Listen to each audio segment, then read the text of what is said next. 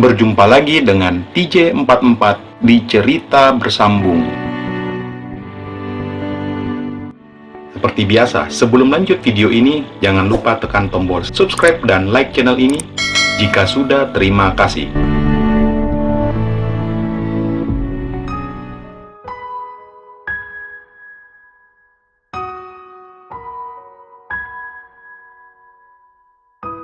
Dalam sebuah kamar kos-kosan, terlihat seorang gadis sedang duduk di atas yang tak begitu besar. Dalam kamar kos tersebut sudah lengkap dengan AC, LCD TV 42 inch dan juga lemari yang memang telah disediakan oleh pemilik kos-kosan. "Kak," ujar gadis itu saat melihat seorang pria baru saja keluar dari kamar mandi. Pria itu melangkah mendekati gadis itu, lalu ia pun duduk di samping gadis itu, membuat jantung gadis itu berdetak begitu kencang. "Kamu sayang kan sama saya?" tanya pria itu pelan. Lalu meraih tangan gadis itu, kemudian mengecupnya. Sontak membuat tubuh gadis itu bergetar.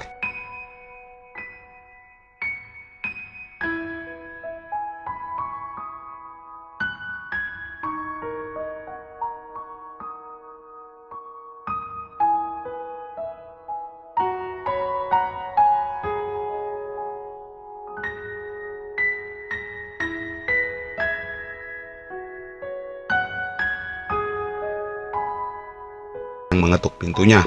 "Tok." "Iya sahabat," jawab pria itu yang melangkah ke pintu. Krek, pintu terbuka dan menampakkan wajah.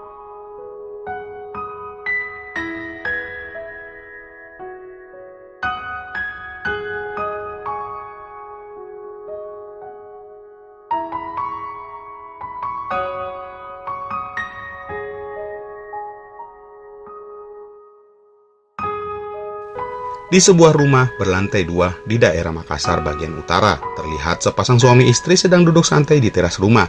"Mah, kok si Reni nggak turun-turun dari kamarnya ya?" ujar si pria sambil menikmati sebatang rokok kretek.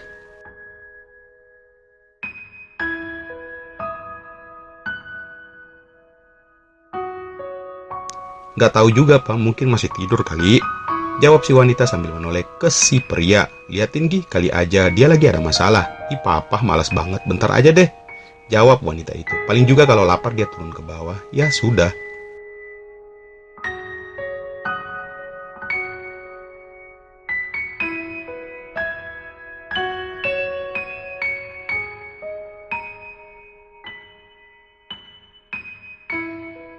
Beberapa saat kemudian, berbeda saat ini yang terjadi di dalam kamar yang terletak di lantai 2 rumah tersebut. Terlihat beberapa tisu yang berserakan di lantai. Tentu saja tisu-tisu tersebut menjadi korban seorang gadis yang meratapi kesedihannya dalam kamar.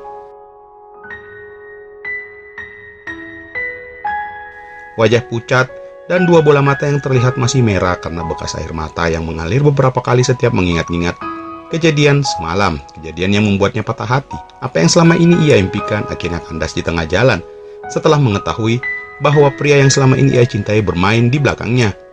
"Kak Joko, kenapa kamu tega nyakitin Reni?" Air matanya kembali mengalir setiap menyebut nama pria yang telah menyakitinya. "Apa salah Reni, Kak? Apa?" Berulang kali HP-nya berdering tanda adanya panggilan masuk dari pria yang ia maksud.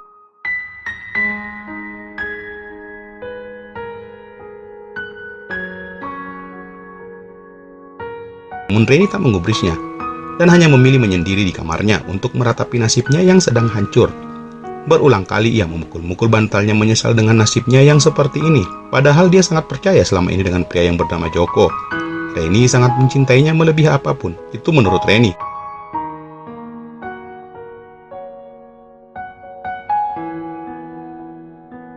Namun Joko telah mengkhianati kepercayaannya dengan bermain di belakangnya dengan wanita lain. "Ternyata selama ini lu udah ngebohongin gua." Matanya memerah, amarahnya memuncak setiap saat mengingat wajah pria itu. Saat gadis itu masih sibuk mengetuk pria yang bernama Joko, tiba-tiba pintu kamarnya diketuk dari luar. "Tok tok tok.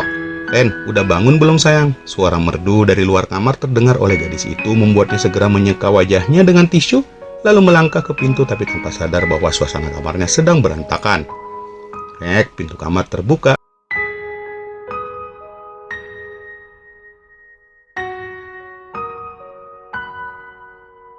"Mah," ujar Reni memelas saat melihat mamahnya berada di depan pintu. "Astagfirullah, kok kamar kamu berantakan gini sayang?" tanya mamahnya sesaat. Lalu wanita itu menoleh ke Reni yang terlihat lesuh dan tak bersemangat.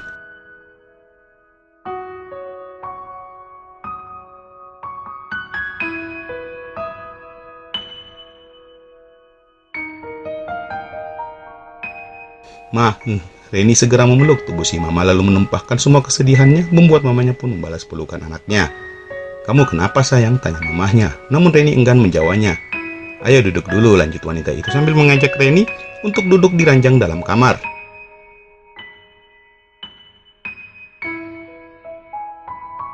"Gak apa-apa mah, Reni lagi sedih," jawab gadis itu, membuat mamanya hanya geleng-geleng kepala. "Gak mungkin, pasti ini gara-gara si Joko ya." "Iya mah, cerita mama mah, ada apa sebenarnya?"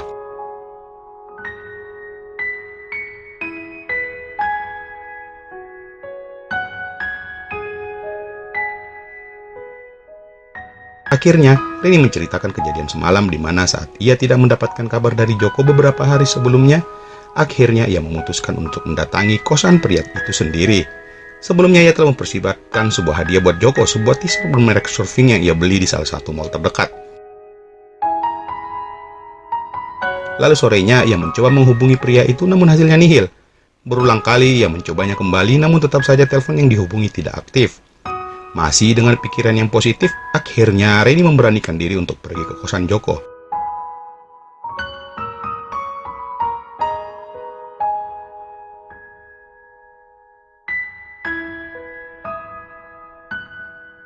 Saat tiba di kosan Joko, Reni lalu segera mengetuk pintu kamar di mana berulang kali ia mengetuk namun pintu kamar tidak terbuka.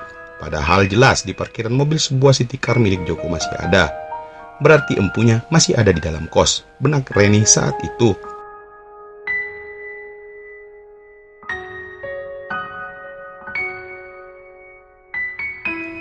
Begitu pintu kamar terbuka, Reni yang awalnya ingin menyapa dengan menggunakan suara selembut mungkin dikejutkan atas apa yang ia saksikan di dalam kamar seorang gadis.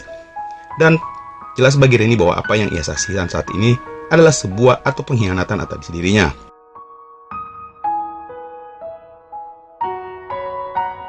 Hatinya hancur berkeping-keping melihat Joko berduaan dengan gadis lain. Sebuah tamparan mendarat di pipi kanan pria itu lalu Reni segera meninggalkan kosan Joko sambil menangis.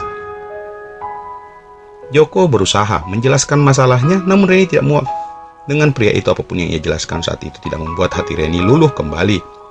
Sesaat Reni mengingat pesan mamanya saat itu di mana mamahnya sudah mencurigai pria yang bernama Joko karena seorang ibu pasti mempunyai firasat apapun terhadap anaknya. Apalagi Reni adalah anak satu-satunya yang selama ini sangat disayang dan dimanjakan oleh kedua orang tuanya.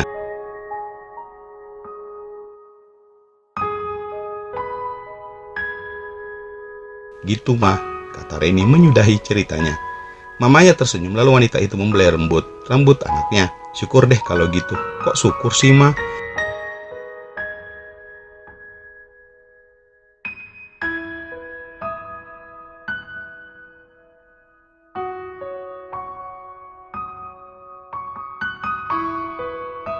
"Ya dong, kan mama udah ngingetin kapan hari," jawab mamanya tersenyum. "Tapi Reni masih tidak terima dihianatin seperti ini mah," jawab Reni sudah sedikit mampu mengatur emosinya dan melepaskan pelukannya di tubuh mamahnya.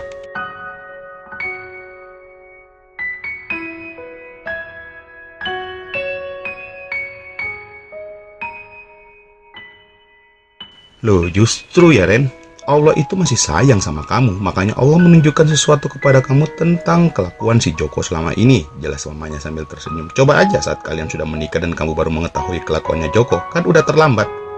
"Ya juga sih ma," jawab Reni sambil mencekak wajahnya.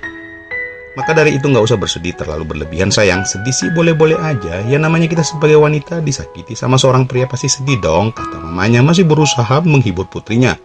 "Namun jangan berlebihan, ya kan sayang? Tapi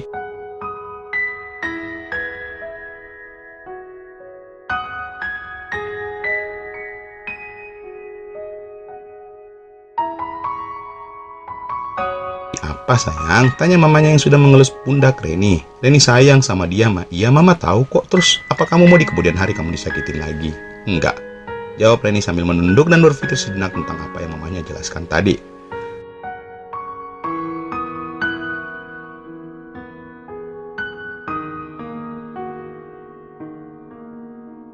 Ya sudah, mending kamu sholat dulu, berdoa sama Allah Subhanahu wa Ta'ala, mintalah petunjuk kepadanya sayang, insya Allah akan dimudahkan olehnya, ujar mamahnya membuat Reni menatap wajah mamanya dengan sewajah sendu. Iya mah, makasih ya mah sudah menyadarkan Reni. Ya sayang, kalau ada apa-apa jangan sungkan untuk berbagi cerita sama mama, kata mamahnya, biar bagaimanapun mama ini juga pernah muda loh. Siap mah, lagian sekarang Reni pengen fokus ke kuliah aja.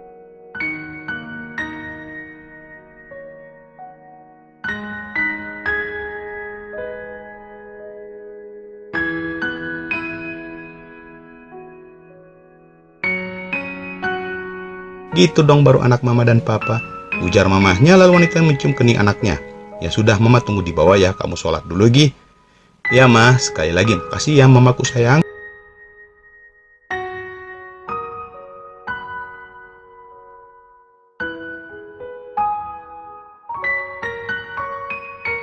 Akhirnya si mama meninggalkan Reni sendiri di dalam kamar dan pergi mengatur makanan di meja makan untuk putrinya.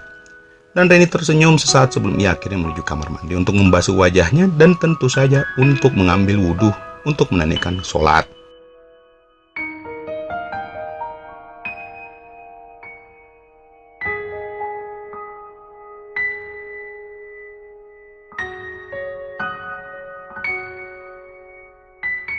Pagi hari, di kantor IAP, lebih tepatnya di dalam ruangan, terlihat tim Pak Ferry sedang melakukan briefing pagi. Terlihat Pak Ferry beberapa kali menuliskan sesuatu di papan tulis dan Mita terlihat sedang menuliskan beberapa minutes meeting pagi ini di sebuah kertas HVS sambil duduk di mejanya. Sesekali Aji melirik wajah Mita yang terlihat serius memperhatikan bosnya yang sedang menjelaskan di atas papan tulis. Ferry bertanya ke masing-masing SR tentang proyek yang mereka jalankan saat ini dan jawaban dari kedua SR sepertinya sama. Karena mereka hanya diberikan proyek melakukan penetrasi ke semua Pareto outlet yang sudah mempunyai hubungan baik dengan mereka.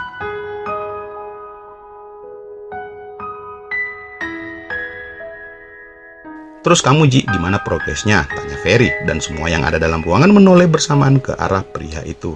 Jadi, saya akan jelaskan beberapa hal yang sudah saya lakukan selama beberapa hari ini Pak, ujar Aji serius dan menangkap dari ekor matanya bahwa Mita saat ini sedang memperhatikannya sambil tersenyum tipis.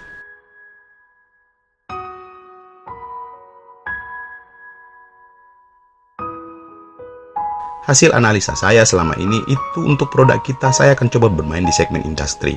Lanjutnya, membuat semua orang dalam ruangan terlihat serius dan ada pula yang mengerjitkan alisnya karena bingung dengan apa yang dijelaskan Aji.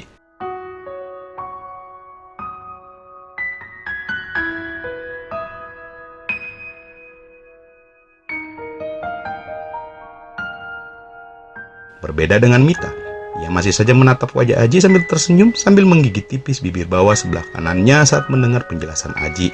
Terus, tanya Ferry karena tak sabar mendengar lanjutan penjelasan Aji.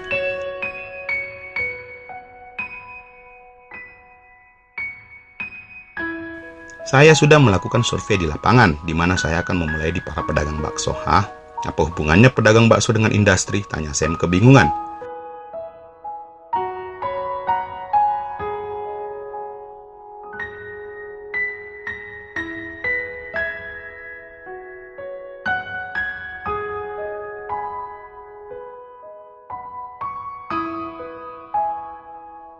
Pedagang bakso juga kan industri, tapi industri rumahan. Jawab Aji membuat semua orang mengangguk tak terkecuali Pak Ferry. Terus tanya Pak Ferry. Jadi ini Pak, jawab Aji mengeluarkan sebuah undangan dari tasnya lalu menunjukkan ke Ferry. Undangan apaan Ji? Lu mau nikah ya? Tanya Dodi sambil bercanda. Jadi itu adalah undangan pertemuan para paguyuban bos bakso di kota Makassar Pak, dan akan diadakan 2 hari lagi di Todopuli, ujar Aji menjelaskan. Bos bakso itu sebutan para bos besar, atau lanjut Aji menjelaskan kepada mereka secara detail.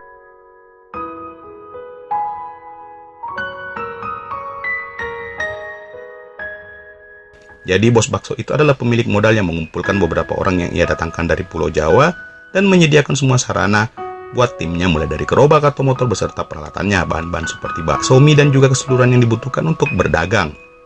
Bahkan juga mereka menyediakan tempat tinggal untuk timnya. Untuk perhitungan pembagian hasilnya itu di mana kebanyakan bos bakso akan berbagi 30% buat timnya dan 70% buat bos bakso setiap hasil jualan yang didapatkan. Biasanya setiap bos bakso sudah mempunyai langganan untuk penggilingan dagingnya hingga menjadi adonan yang akan diproduksi lagi menjadi bakso.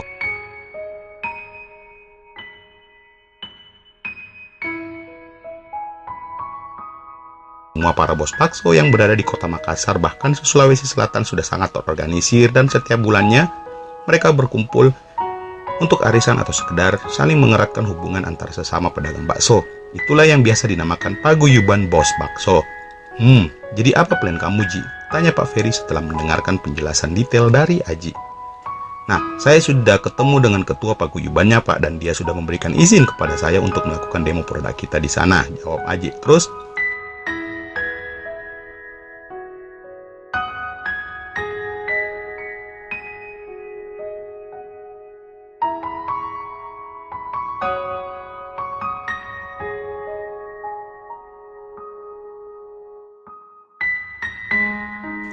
saya akan menjelaskan secara detail presentasi, modal, dan juga comparison pemakaian dengan kompetitor.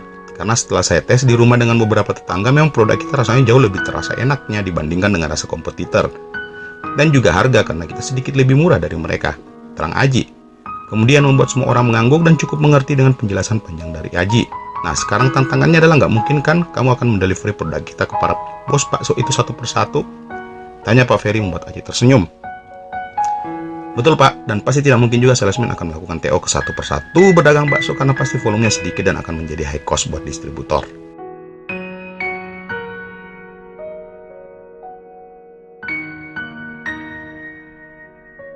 Jadi apa action plan kamu mengenai itu? Saya akan membuat project yang namanya stokis, jawab Aji.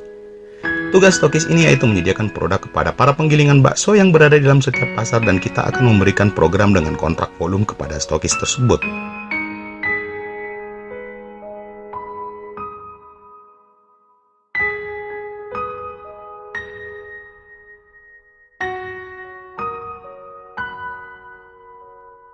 Oh, oke, paham sekarang. Serahkan semuanya sama Aji, Pak. Insya Allah dalam minggu ini progresnya sudah kelihatan, kata Aji yang terlihat sangat bersemangat sekali menjelaskan proyeknya yang dikerjakan saat ini.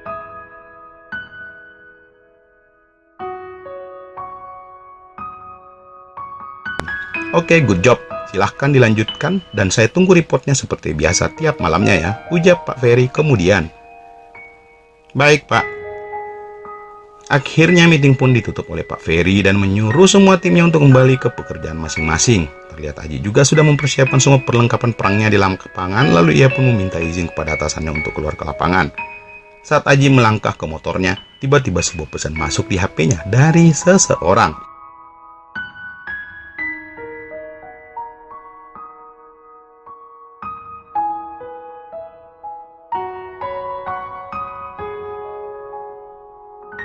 Mita ISM, smart banget.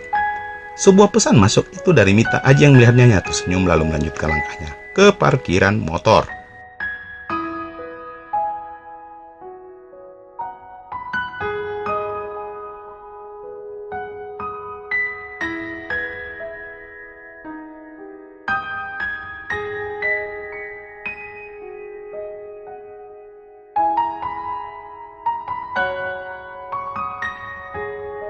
Jadi gitu, Pak, maksud Aji datang ke sini dan menjelaskan sebuah proyek kepada Pak Haji. Aji saat ini berada di toko grosir milik Pak Haji. Lebih jelasnya orang tua Reni di mana Aji baru saja menjelaskan secara detail mengenai plan penunjukan menjadi stokis dan juga mekanisme menjadi stokis beserta benefit yang akan didapatkan ke depannya. Yakin itu bisa jalan? Tanya Pak Haji. Insya Allah, Pak. Aji juga akan bantu Bapak untuk penetrasi di beberapa para penggilingan di sini, jawab Aji. Jam segini nggak bakalan buka. Mereka udah pada tutup karena jam buka mereka mulai jam 4 pagi sampai jam 7 pagi.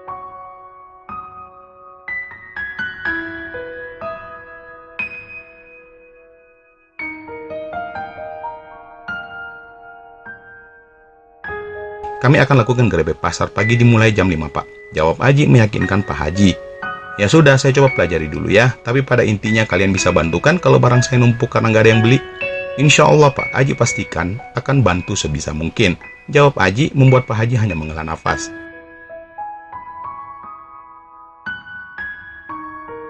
Diminum dek kopinya, ujar Pak Haji menyuruh minum kopi yang telah disiapkan beberapa menit yang lalu oleh salah satu pegawai di toko itu.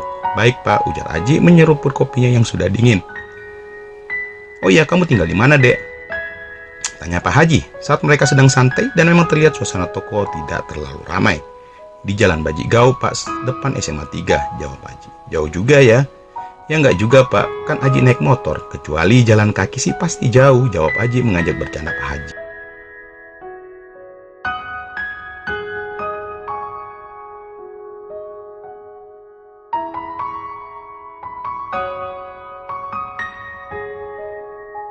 Hahaha, bisa aja kamu, Dek. Akhirnya setelah ngobrol lama, Aji pamit kepada Pak Haji karena mengingat ia akan mengunjungi lagi beberapa tokoh kandidat stokis dalam proyeknya.